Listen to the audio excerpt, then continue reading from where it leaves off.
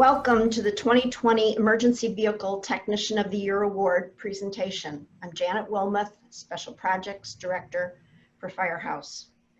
The EVT of the Year Award is co-sponsored by Firehouse and the Fire Department Safety Officers Association, and the award is sponsored by Spartan Motors. With us, representing Spartan, is Jeff Seal, Sales Director for Spartan Motor Chassis, Mike Adams, Municipal Sales Manager for Darley and Company, and the 2015 EVT of the Year Award winner, Jarrett Hill, Rattlesnake Fire Rescue in Colorado, and the 2020 award winner, and Rich Marinucci, Executive Director of the Fire Department Safety Officers Association. The EVT of the Year Award was created in 2003 with the IAFC Apparatus Maintenance Section.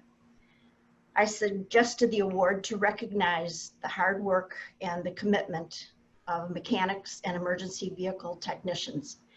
I based this on watching my brother, Donald Cook, who worked for the Lisle Woodridge, Illinois Fire Department, put in long hours and not often with a lot of recognition. Don's efforts, along with many others, raised the awareness of mechanics needing more training and even to certify as professional emergency vehicle technicians. This year we had 27 nominees from across the United States. Judges included previous EVT of the Year's winners, the EVT Certification Commission, and the Fire Department Safety Officers Association. At this time, I'd like to ask Jeff Seal to introduce and talk about the winner of the EVT of the Year Award. Jeff? Thanks, Janet. Good morning, everyone. Every year, FDSOA, in partnership with Spartan Chassis, recognizes one technician who dedicates their services to the absolute safety of emergency apparatus. This year's technician has achieved level 3 certifications in Master Apparatus EVT, Master Ambulance EVT, and Master ARF EVT. In addition, he has accomplished Master ASE certification in both the heavy duty and automotive fields. This year's technician has served for 14 years in the municipal field. He has exhibited exceptional high standards for safety, quality, and EVT training. We are proud to present the 2020 Tech of the Year to Jarrett Hill of Rattlesnake Fire Protection District, Parker, Colorado. In addition, we would like to provide Jarrett a scholarship to Spartan's FTTC training seminar in October of 2021. With this, Mike Adams, can you present this to Jarrett? Jarrett, here you go. Congratulations on being nominated as the 2020 EVT of the Year. Thanks, Mike. Just wanted to say thank you to everyone that nominated me, and also for the FDSOA and Spartan and Firehouse for recognizing EVTs in the field. I know that, like Janet was saying, EVTs and mechanics sometimes get overlooked in the big picture. So I appreciate you guys having awards like this to recognize EVTs in the field. I've had a passion for the fire service and mechanics my whole life. Being a volunteer firefighter and EMT and being a mechanic for a career, I do appreciate the recognition, and thank you. And to any future EVTs, hang in there. There's always something new to learn. The industry is always changing. So keep learning because there's always something new to learn. So thank you very much, Mike. Obviously, the COVID has made a lot of changes to a lot of different programs, and this one in particular, and that's why we're doing it virtual. Spartan has been a sponsor and very supportive of the program for several years, and we really appreciate it and look forward to hearing more about their annual program, their training program for EVTs. At this time, Rich, would you like to say a few words on behalf of the Fire Department Safety Officers Association? Very good. Thank you, John. I appreciate it. And congratulations to you, Jarrett. You're certainly pleased to do that. And we had an opportunity to review all the applicants, and there were 27 of them. And each year it gets more challenging to sift things out. So you should be very proud of your accomplishment. There was a tremendous amount of competition. Obviously, you're highly respected, and we consider that in all of the selection processes. So good for you. With respect to the FDSOA, we're very pleased to be part of this program. We have a kind of a unique perspective on this in that we've been running an apparatus symposium for about 31 years right now. It's different than most of the conferences in that we don't allow people to bring apparatus to show. They can bring little bits of equipment, pieces of that. The idea is to get various people that are interested in apparatus together in the same room to start talking about what's new, what's working, what's not working, where the trends are, and what needs to happen in the future. But we've come to the realization that for firefighters to get to the scene of the emergency, they generally can't walk or carry the equipment. They have to go on something. So we're very, very reliant on the mechanics to keep this going. And also it ties into the safety aspect of the job because we know of so many things that are going on in the business. And it covers a lot of different areas, whether it's working on the roadways, safe operation of the vehicles, and even to the point now where we're very concerned about the effects of some of the products of combustion that end up back in the fire truck and part of that truck that can cause cancer and so forth. So the clean cab concept. So without that partnership with the people that take care of our trucks, it's much more difficult to attain those goals. Thank you. We believe that emergency vehicle technicians are committed to keeping emergency apparatus and are the unsung heroes in the fire and emergency services. And as one of my favorite EVTs out in Washington State always said, without us, the pride don't ride. On behalf of Firehouse, thank you to Spartan Motors and FDSOA for recognizing the EVT technicians across the nation. And Jarrett Hill, congratulations to you for being the 2020 EVT of the Year. Thank you very much. You're welcome. Welcome to the Firehouse Emergency Vehicle Technicians Health and Safety Q&A. I'm Janet Wilmoth, Special Projects Director for Firehouse. This year was the 15th year of the Emergency Vehicle Technician of the Year Award. I've been involved with mechanics and EVTs for over 2 decades, and I've seen many changes in their jobs. There's been increased training, education, networking through state associations, as well as the EVT certification process. The title of Emergency Vehicle Technician is professionalism. But EVTs are exposed to many of the same risks for firefighters and EMS personnel. Improved air quality in the apparatus bays was a good start, but EVTs are also exposed to many of the same cancer-causing carcinogens, viruses, H1N1, MRSA, and now COVID, and the maintenance chemicals used while working on the outside, inside, and underneath vehicles.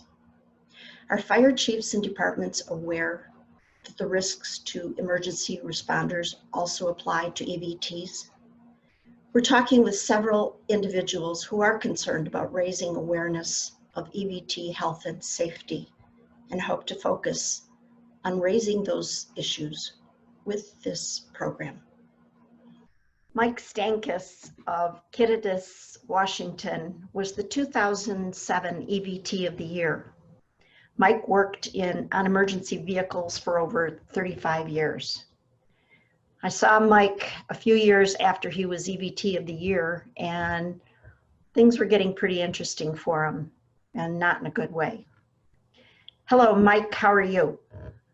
I'm very good today. Thank you, Janet. Good. Can you share your story briefly with us? Yeah, it's a long, complicated, but I'll keep it brief. Here with being an EVT, I back in 2008 was diagnosed with prostate cancer stage 4. And this was very much of a surprise, but being in EVT and over the years working on equipment, I kind of had some secondary thoughts of where this prostate cancer maybe originated, but was it from work or was it from genetics? Didn't really know, but it did put me in a very bad way. I'm fortunate to be here today. I made it through all the different scopes and treatments. Made it very difficult to work on the trucks, any of the apparatus and that during the time of the treatment. But fortunately enough, I'm here. I'd like to educate other EVTs on what can be done precautionary, but also to take it further and think about your family and not expose them to the carcinogens and different things that we are exposed to. Nobody knows at these fires or EMS incidents what's being picked up on any of the apparatus or the equipment and bringing it home. And after getting through the first cancer in 2018, I was diagnosed again with another stage 4 cancer that was from an unknown origin, meaning they don't know what type of cancer it was. There was multiple types ruled out. But then that brought up a big concern of mine of where over the years of working on apparatus, this was exposed to me or not. There's so many different things that are on the apparatus or equipment or supplies that are used that are considered carcinogens along with what's in the shop. But through my journey with the doctors and talking to them about it with this unknown type of cancer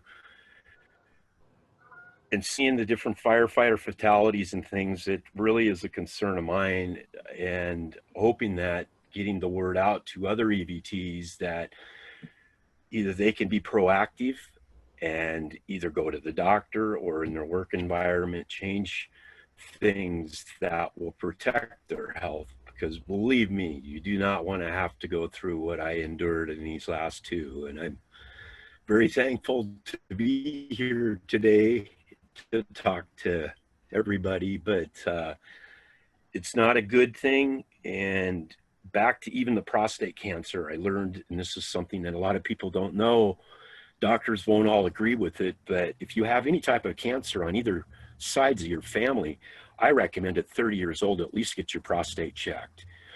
My son, I pushed him to get it done, but they say 50 is when you're supposed to get it done. Well, that's not so true out there. So that's just another thing that should be considered. But again, working on the apparatus, we're exposed to so many things, like the foam, for instance. They have a class action suit now wanting anybody that's been exposed to the foam to jump aboard. Well, I spoke to these people, but in turn, was it foam that I was exposed to, or was it something from an incident that was brought back? I've worked on both sides of the fence as a firefighter EMT and also as the EVT. Trucks on the exterior are washed, but who really gets underneath of them to do anything? It's the EVTs. And here you've got these things that are going to be dripping. You don't know. It's scary, but these are the type of things that I've learned over the years of experience, and I don't think any textbook's going to be able to teach somebody new coming into the profession. So I think it's very important for somebody like myself that's a veteran to go in and share my story, and hopefully somebody takes it to heart. One last question. The Clean Cab program was introduced several years ago, a couple of years ago. Did that help those working on the apparatus and the ambulances, in your opinion? I'm a big proponent of it, but the problem that arose from it that I don't know if anybody's seen, they had to have, when you took the bunker gear, the SCBA packs, anything related fire like that, and put into the compartments, that's an exposure back to the EVTs. Came out here a couple years ago where there was a big scare about MRSA being found in the back of an aid car. And myself, I contracted MRSA during my cancer, and I can tell you it is not it's a bad thing. Say the rescue tools. I used to perform service and repairs on the rescue tools. Well, you have an MVA where you've got multiple fluids of whatever type that's been on these rescue tools. Have they been deconned before they've been put in the compartment? I rarely see that. And here, you know, it's going to be brought to my shop because this thing is leaking oil or not working. I used to never even clean them or anything, but boy, I tell you, it got to the point where I started cleaning them with some kind of a disinfectant, at least to protect myself, because I didn't know what was on them. Yeah. The old days, you used to take compressed air and blow on the stuff. Well, that's not good either, because now you got all these particulates blowing around that's going to expose you to. But cancer's not a good thing. I basically think that there needs to be more education out there for the EVT side.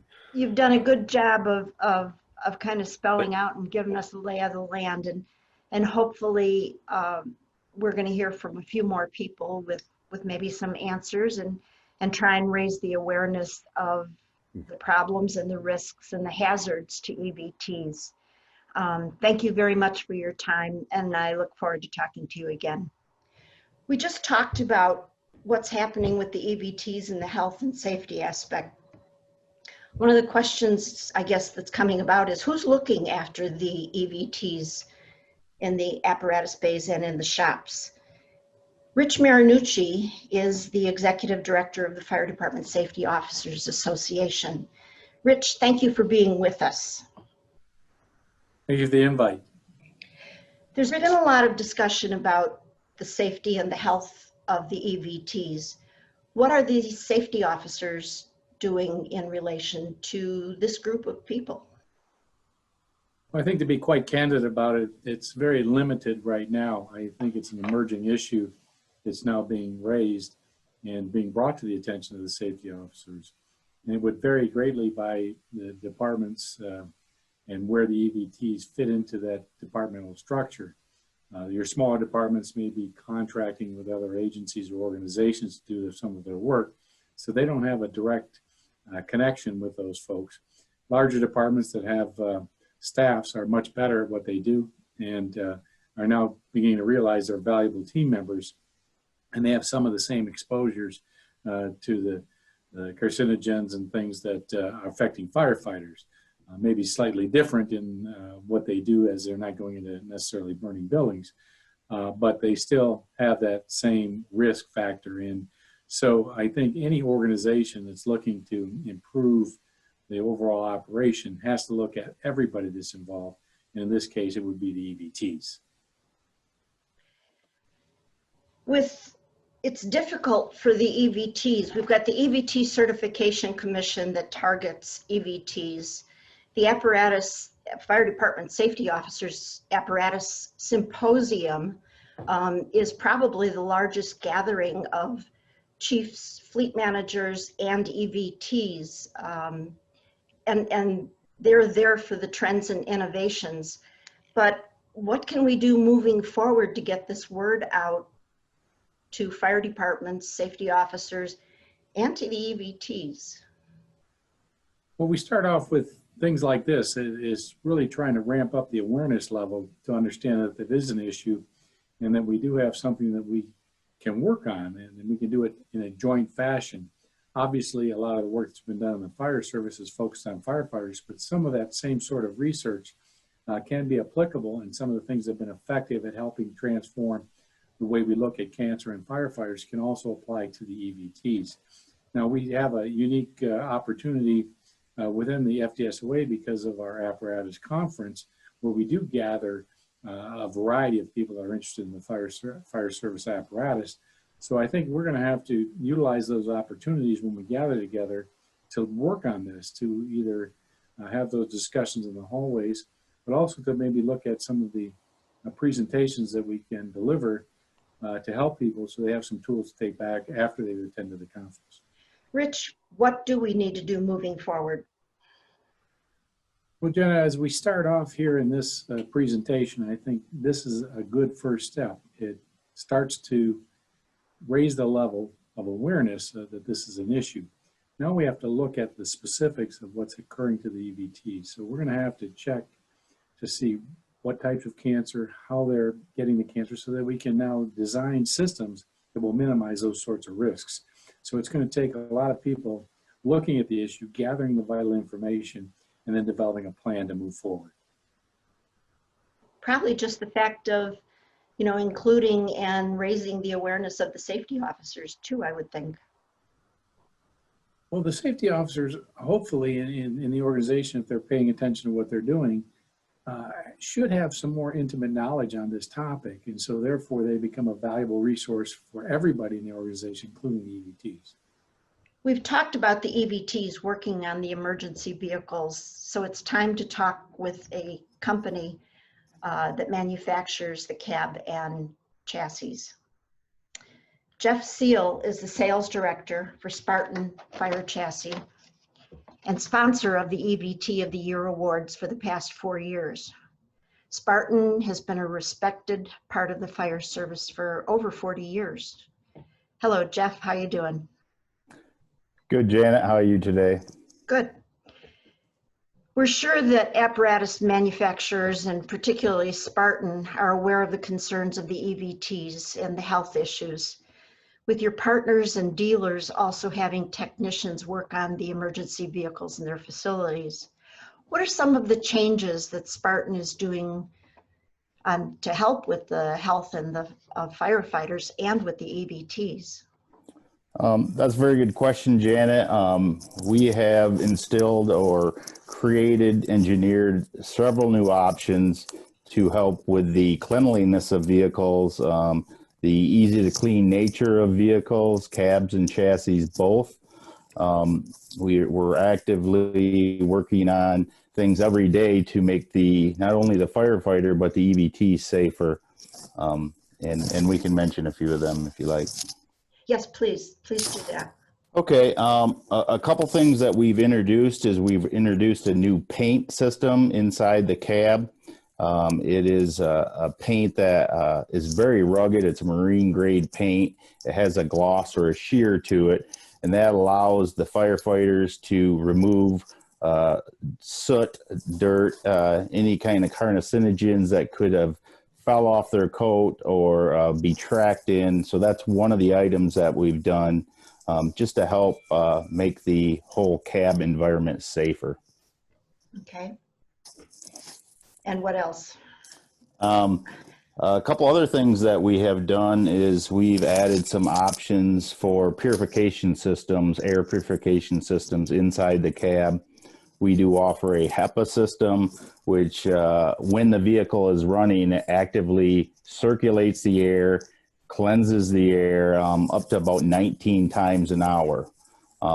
In addition to that, it also, it takes the level of the cleanliness of the air inside the cab pretty much equal to what a surgical room would be. So it's making that air very clean for not only the firefighters, but this can be ran prior to the cab and chassis being ran into the garage for service work, whether it's, service work in the cab or just the EVTs jumping in the cab and driving it into the bays. Jeff, how long would a system like that have to run before it's ready for another call? The system is actively running whenever the cab and chassis is running. So probably we're going to say an hour is air circulation of roughly 19 times. So probably a half hour, even 15 minutes if you're continuing to clean that air, on the way to the scene, back from the scene, it's much better than not cleaning it at all. Okay. I know there are a number of issues that Spartan has come up with to make it safer for firefighters and for EVTs.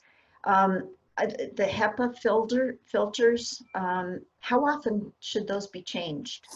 The filter elements, roughly, the system manufacturer recommends changing them roughly every 6 months. So it needs to be cleaned twice a year roughly. Duty cycles, depending on how much you run the truck, that could be, you know, moved up to maybe 3 times a year. But that's the recommended cleaning of them filters. In light of some of the viruses that the firefighters and now the EVTs are encountering, you know, we had H1N1 for a while back and MRSA. Now Sure. COVID is popular. What particles do those HEPA filters kill or prevent? Well, the particles that they remove are roughly 99%. And it's interesting that you asked about the COVID scenario, because we have another product. It's called the Active Air Purification System. That system has been designed to actually kill bacteria, to kill the COVID virus. It has been independently tested in a lab with the SARS virus introduced in both the air and on surfaces. And it has successfully killed the virus up to 99% of the time. So that's another product that we offer. It uses ultralight technology, and as the virus molecules pass through it, it actively kills them. So that's another product that is available, and that's a great question with COVID hitting us as hard as it is today. Yeah, it sure is. When you talk about the filter system and in the cab, that's both in the front and in the rear seats in the cab, right? Well, yes. Typically, both of these products are standalone systems, meaning they don't have to work with a particular heating or AC system. They can be located in different parts of the cab. Generally, centrally located would be ideal. We can't always do that. But in the crew area is probably where we recommend it. That's where the possibility of bringing the carcinogens in and all the dangerous components are at.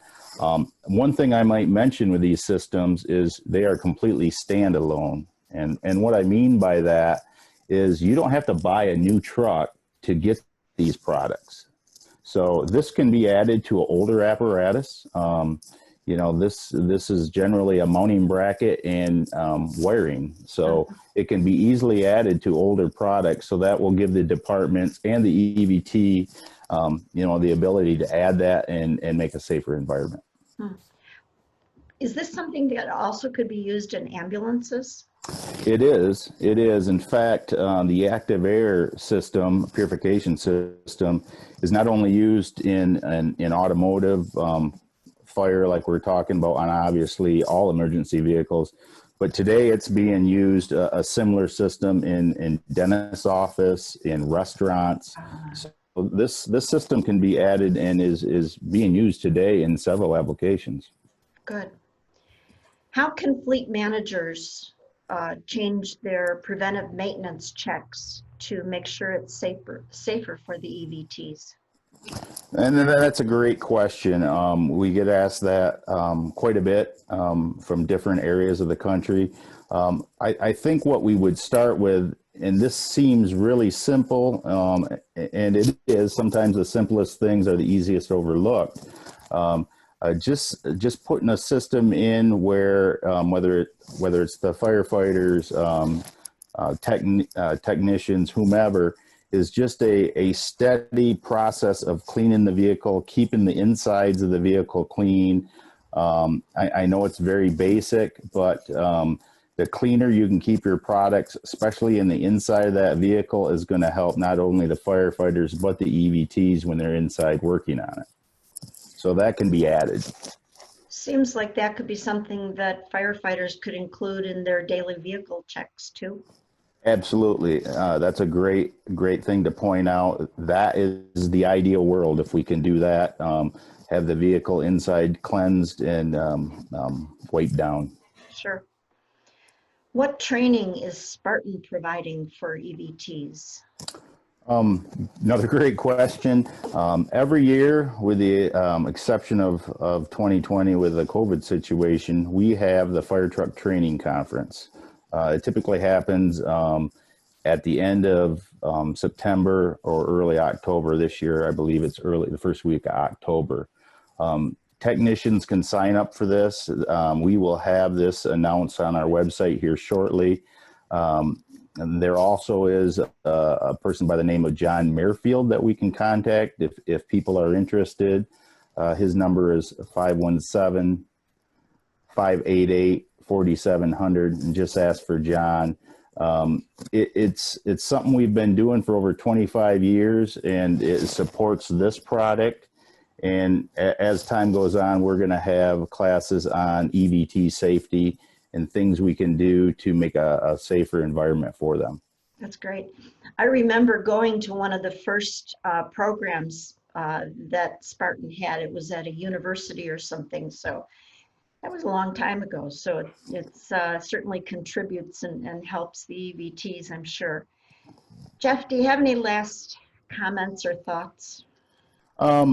Well, I've been in this industry roughly 25 years, and we've seen a great deal of change. One thing I will say, the focus has been more and more on firefighter safety and EVT safety. That's something that we still need to get much better at. You can never be too safe. These people put their lives out for us, so we want to put them in the safest situation so they can get home to their family at the end of the shift. That's great. Thank you very much, Jeff, for your time. We really appreciate it, and it's good to talk to you again. Shortly after our 2018 EVT of the Year received his award, Al Hasenfratz made a commitment to start tracking EVTs with health issues, cancer, COPD, and other illnesses related to their work on emergency vehicles. 3 years later, Al's efforts are continuing with Al Konkel. Al Hasenfratz is the Master EVT and Ambulance Tech for Sylvania Township, Ohio, and the 2018 EVT of the Year. And Al Konkel is the Executive Director of the Ohio Association of EVTs and NFPA Chair of 1071. Hello, Al and Al. So what's the latest on the focus of EVT's health, particularly with the impact of stress, what's going on now, and other concerns? Really, I believe the illnesses for EVTs are still continuing. The stress is an item that occurred to me just recently that I believe that EVT should be aware of as well, and take steps to try and mitigate to improve their health and not experience the debilitating effects from stress that goes along with this job. How would we do that? How do we focus on getting the message to them about the stress impact?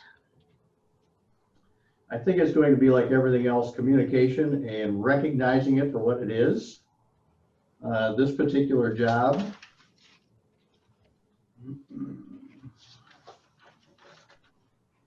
by its very nature, the EVT job carries an elevated amount of stress and pressure versus a commercial vehicle mechanic. There are many more complicated systems to understand and diagnose and also repair, and this sets the bar much higher, as the fire EMS industry doesn't really get many second chances. For example, if a delivery truck fails, it only means that your package will be delayed. An apparatus or an ambulance delay carries much more urgency. Stress really comes from different sources, both internally and externally, and can have impacts on your health, like any job. Unlike commercial mechanics, being an EVT means you're likely to miss things like your scheduled break times, working through your lunch. You continue to think about the job long after your shift ends. Regardless of your work hours, this really isn't a 9-to-5 job. So in my opinion, some form of stress relief should be employed to try and mitigate some of the detrimental effects, whatever form that may take for you personally to relieve stress. Now, you initially wanted to focus on the cancer aspect too. How did that go for you? I really have not had a lot of marked success tracking or compiling information. It seems that illnesses for EVTs are kind of kept to themselves or kept quiet. They really don't get the focus as the firefighter issues that have recently become prevalent and are being recognized. And that doesn't seem to be the case with EVTs. It seems to be really difficult to compile any information and get people to communicate things they've experienced, either from the EVT side of it, or from an employer side of it, or help groups or insurance companies or things like that really seem to be tight-lipped and don't recognize it for what's taking place. Al Conkle, it's difficult now because there used to be a national EVT association that could get the word out and connect everyone. Right now, there's a lot of independent statewide EVT associations, which I'm sure are effective, but you know, what's your intake on that? I know Ohio's EVT is pretty active. Well, the state organizations have picked up the bulk of NAVIT, the National Association of EVTs that were prevalent 10 years ago. But since it's gone, the state associations have pretty much taken over that role, and it goes state by state. So we have some very active states, and we have several states that pretty much are just there. So the EVT really has a tough time gaining the national recognition that I do believe that we need to gain some understanding of the stresses that are involved with the job, as well as the health relationship. I mean, the firefighters, thank goodness, finally have come into an era where we recognize that we go into a hazardous situation and we come back and we get into a vehicle and we carry the chemicals or the smoke, the carcinogens, whatever it is, or the pathogens in the case of an ambulance and sometimes a fire emergency. So we carry all that back into the vehicle. Nobody has addressed the issue that the vehicle is in the same area, and whatever that substance was is probably on the tires. And if it was a fire and the runoff from the water has gotten onto the tires and the outside of the vehicle and underneath the vehicle, and now NFPA requires that any emergency vehicle be inspected on a regular basis, and typically it's 24 hours within a run or weekly, whichever comes first. And so the EVT crawls underneath and grabs a hold of a tie rod, a simple tie rod, to check it for wear, or a drive shaft and shakes it for to check for U-joint wear. What are the chemicals that he's grabbing? And then he goes ahead and scratches his face, and pretty soon he gets done and he goes over and washes his hands. But the EVT is then exposed not only as clothes, but in skin contact. And we just don't have any recognition. We don't have any training on the emergency vehicle side that, hey, the vehicle not only needs to be cleaned inside, but it needs to be cleaned on the underside.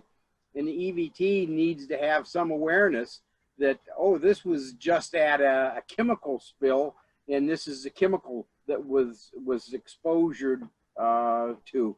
So and as far as tracking, we've been trying, and nobody to our knowledge tracks any of this for the EVT like we do the firefighter. So we're looking for ways, we're looking for avenues to create an awareness, just like we did 30 years ago when we were talking about, hey, the EVT has a special dedication to an emergency vehicle because it's much more important and much more involved than the over-the-road vehicle.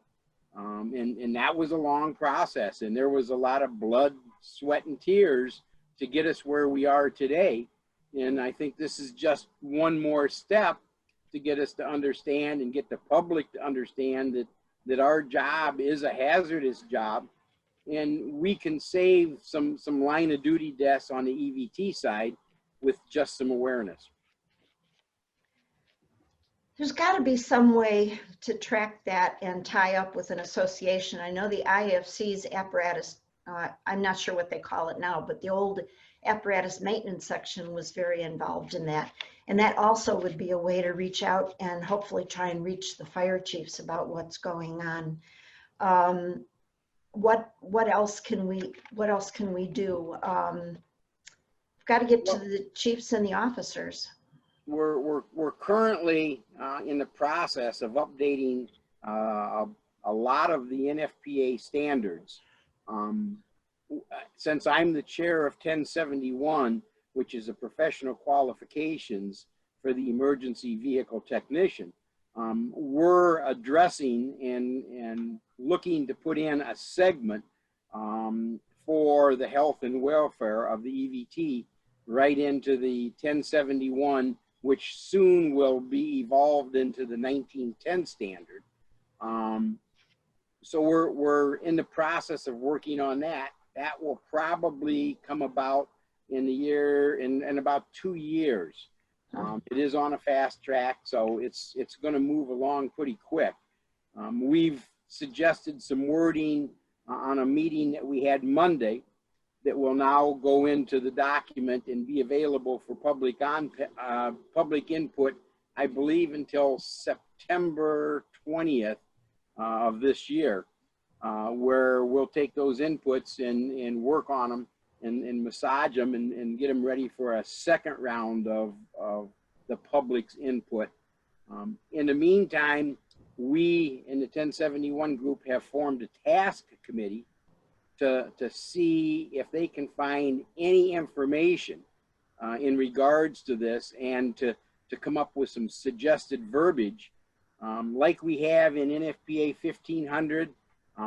We do know that there is a new standard being written for the firefighter, which will be 1585, which is not out yet, but we're privy to being involved with NFPA and possibly get some of their work to put in, tweak for the EVT and put into the 1071/1910 standard. In addition to that, one more thing is NFPA has a research foundation. We've queried, we've put an application into the research foundation to ask if they would consider doing a study and coming up with some ways to document and follow the EVTs that have a line of duty death and or illnesses that can be related back to work related exposures.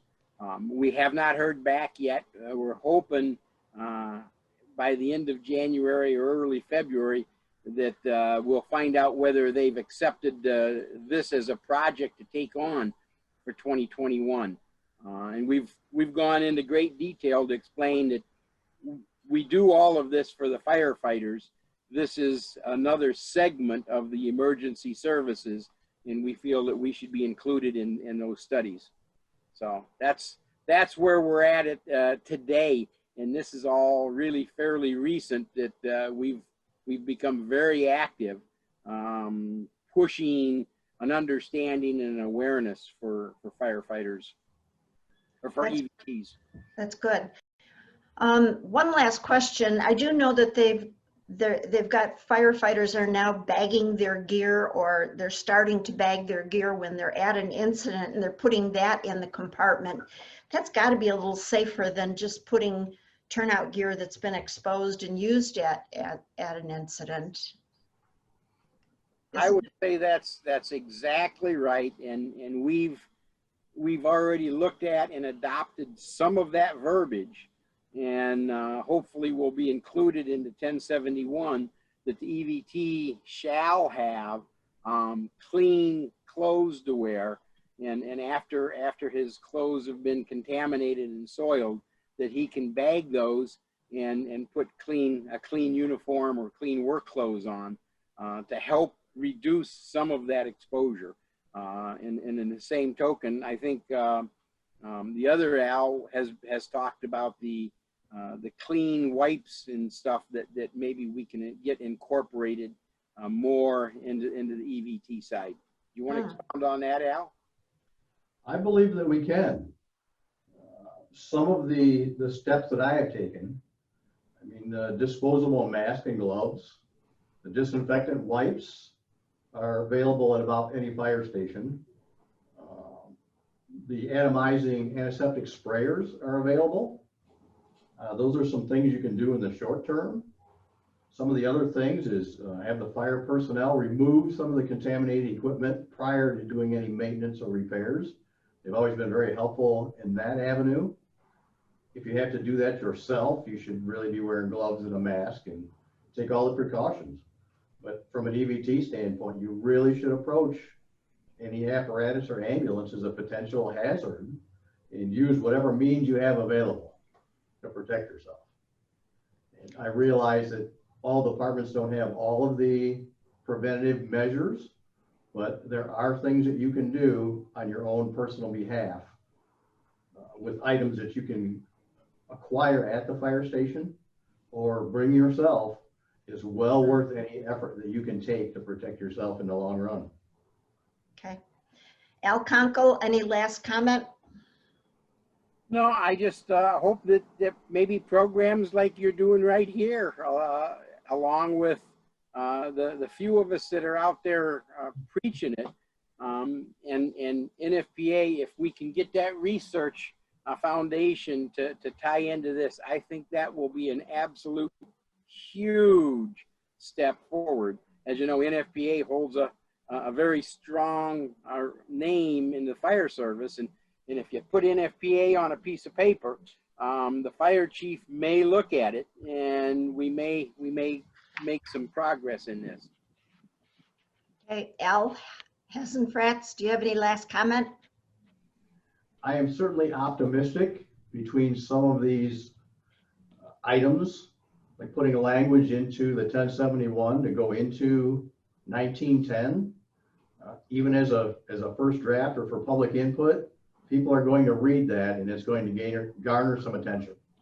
The research foundation that you mentioned is another thing, and we have had express some interest from people during that meeting from different parts of the country that are also interested in this. So I think all of the publicity, no matter what the venue that we can put on this, I think will really help in the long run and pull this together. Good. Thank you both for your input. Emergency vehicle technicians, mechanics, public works, and anyone else who works on your emergency vehicles deserve protection from the health risks of returning in-service vehicles. Without their skilled services, your vehicles would be out of service. On behalf of Firehouse, Spartan, and FDSOA, thank you for viewing this program.